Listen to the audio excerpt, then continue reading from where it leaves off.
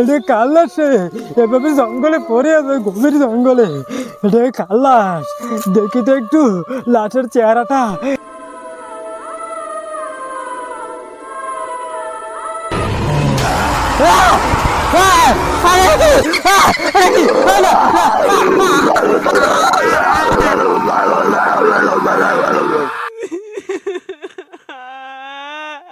আমার ছেলেটার প্রচন্ড খিদে পেয়েছে, খিদের জ্বালায় ছেলেটা জঙ্গলে ছটফট করে ঘুরে বেড়াচ্ছে রে।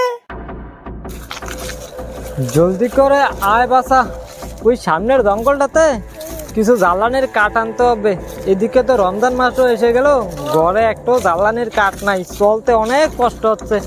আয় দেখি জঙ্গলটা থেকে কিছু জ্বালানির নিয়ে কাঠ সংগ্রহ করতে পারি।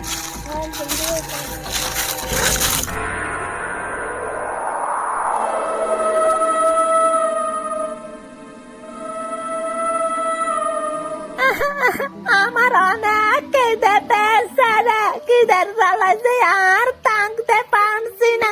জঙ্গলে তো এত শিকার দেখতে পারছি না, আমি কি খাবো? আমার অনেক খিদে পেয়েছে রে। জলদি করে পা চালিয়ে আয় বাসা, এদিকে আবার কাঠগুলো কেটে জলদি করে ঘরে ফিরতে হবে। এদিকে আবার ইফতারের সময় হয়ে যাবে। সারাদিন রোজা রেখে জঙ্গলে জঙ্গলে ঘুরে বেড়াতে আর ভালো লাগছে না। আয় ওই সামনের জঙ্গলটা দিয়ে দেখি কিছু জ্বালানির কাঠ পাই কিনা। আয়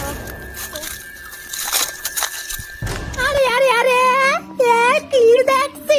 জঙ্গলে তো দুইটা শিকারের আগমন ঘটেছে। আমার বাচ্চা তুই কই রে? দেখ জঙ্গলে শিকার এসেছে রে।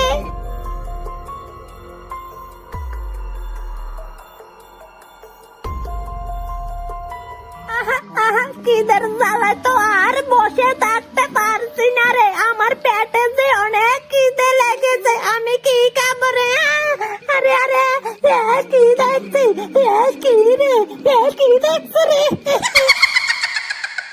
আলে আলে আলে, কি দেখছি রে? আমার তো বিশ্বাসই হচ্ছে না। মেঘ না চাইতে বৃষ্টি, শিকারের আশায় এদিক ওদিক খোঁজাখুঁজি করছি, আর চোখের সামনে দেন দেন তো দুইটা শিকার গুড় গুড় করছে। জলদি করে যাই, আজকে ওদেরকে জমিয়ে খাবো রে।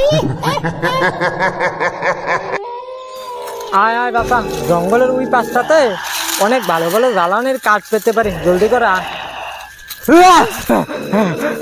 বাচ্চা, মনে হচ্ছে আমাদের পিছনে কি জানি একটা আসছে রে।